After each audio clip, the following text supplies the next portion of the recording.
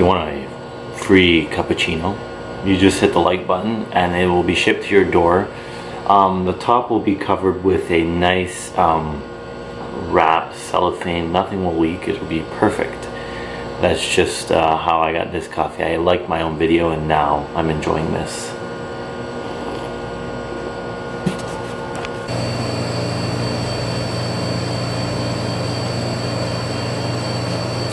What's up, my friends? Welcome back to my channel and my everyday grocery store lifestyle.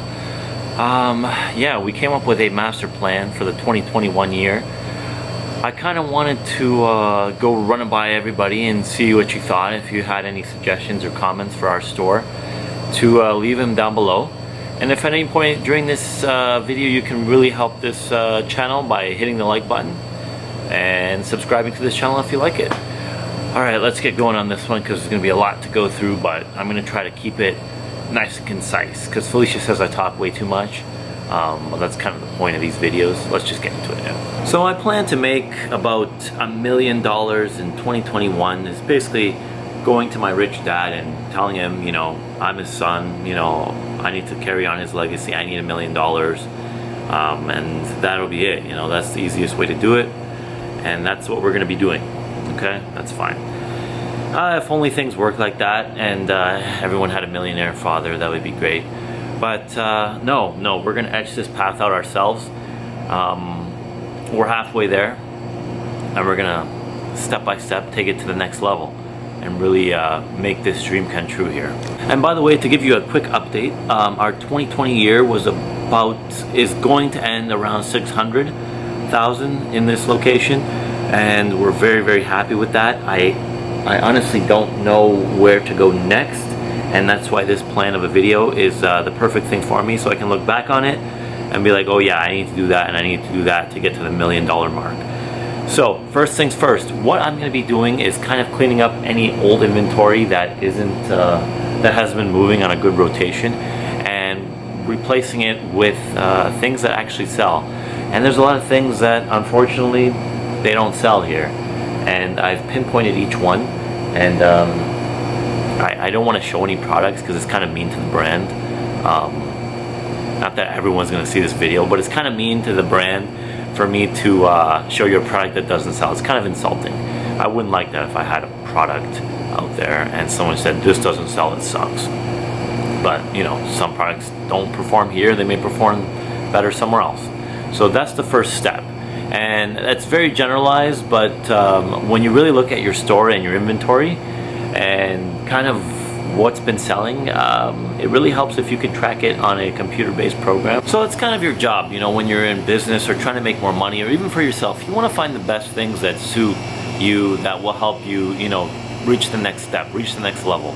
And for me, it's finding the best products that kind of sell the best. You know, we want our customers to be happy and find products that they want to buy. That's kind of why we're here. We're here to you know, make sure that our customers are happy and they are buying as much as they want and we need to pay our bills and pay our rent.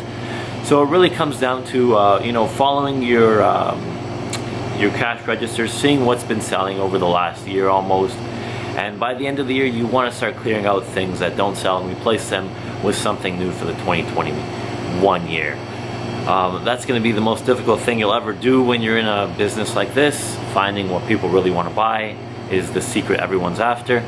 But to be honest with you, it's a step-by-step improvement plan that, you know, 2 items get replaced here, 2 items get replaced there, and you just start seeing what people pick up more than others, and that will be your road to the $1 million 2021 year that everyone's after. The next thing that we really need to work on to really push the sales in our 2021 year will be adding more inventory.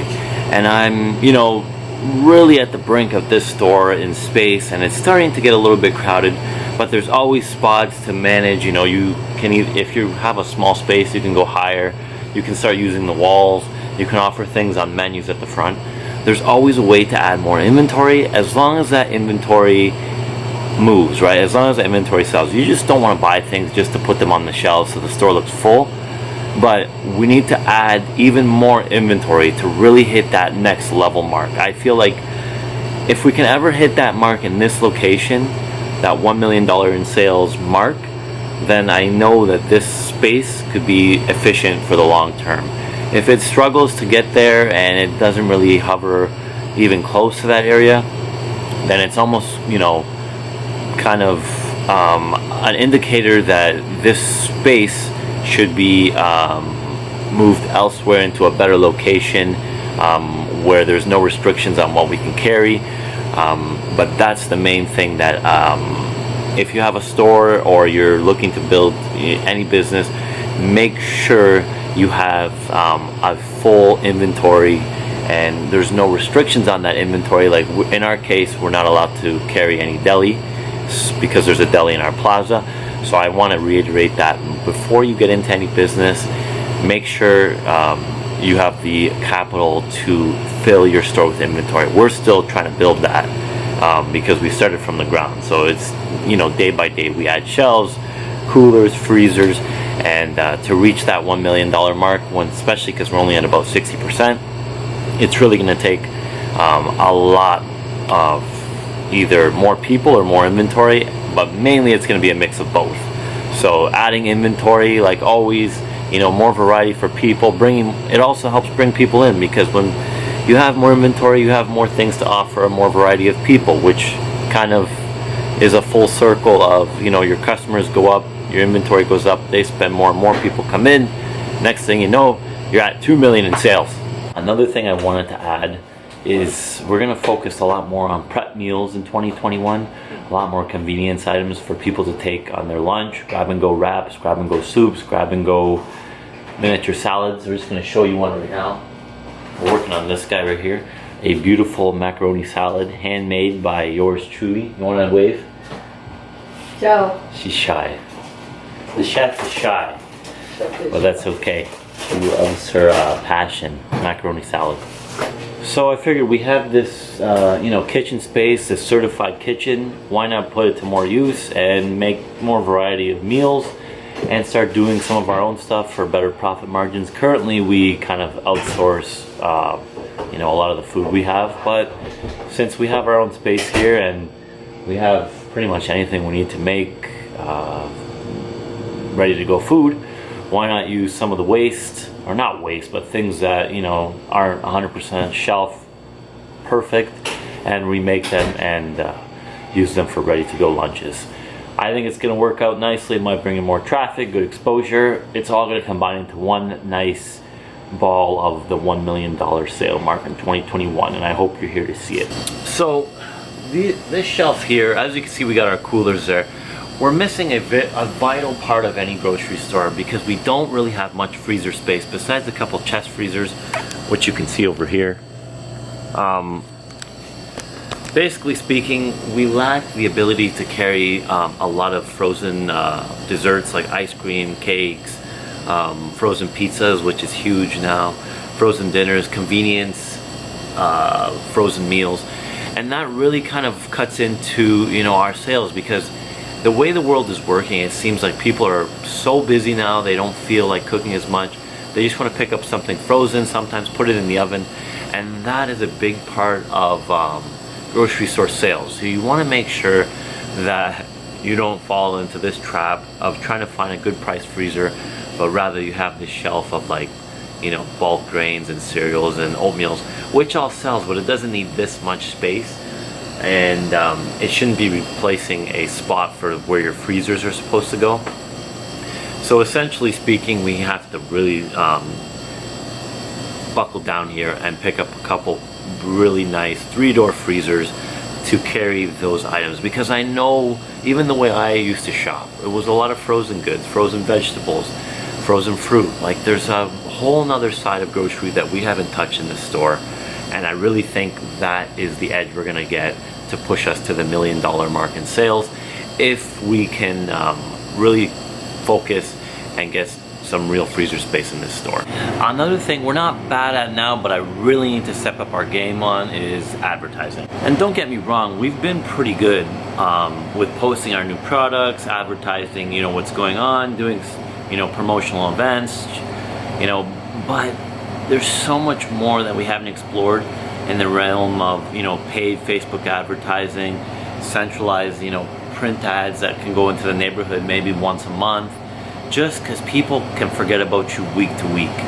You really want to advertise to their 5-kilometer radius as much as possible, and then have something that kind of covers your city a little bit better. But I'm telling you, 90%, maybe 80%, depending on if you have a really good reach, 80% of your customers will be from your 5-kilometer radius. There's not too many people that will come from the other side of town to shop at a small store like this, unless you start bringing in specialty items they can't find anywhere else. And that's what's really helped us, is the keto section. This is a different part, this is a whole different video, but if you get things that people can't find anywhere else, they have to travel to you, right? But still, 80 to 85% of your customers will be from your surrounding area. And that's what we learned this year. This wide distribution of advertising doesn't really work for a small market like this. We're really going to focus in on the 5-kilometer radius and really kind of blast that area with advertising that we were spending on the city-wide, but we're really going to centralize that and spend some money on advertising this year that we haven't yet, whether it be Facebook advertising, Instagram advertising, print ads that are only focused to this area. That's where I think we're really gonna see the difference in day-to-day traffic that we haven't tried yet. So that's a really big point I wanted to make sure I remember for the 2021 year. Focused advertising, targeted advertising to your geographical location. I'm saying it in a lot of different ways, but I'm just, you know, really passionate about targeted advertising. So we're looking to almost double our sales in 2021, and I don't think it's going to be too hard to do if we follow each step that I mentioned. You know, it's going to take a lot of work, but that's what we're here to do. We're here to work every single day and provide these videos, hopefully for educational purposes. And if anyone's opening a similar business, we'd love to hear about it and help you guys out along the way. Alright guys, thanks for watching this video. Love you guys, and best of luck in your financial endeavors in 2021.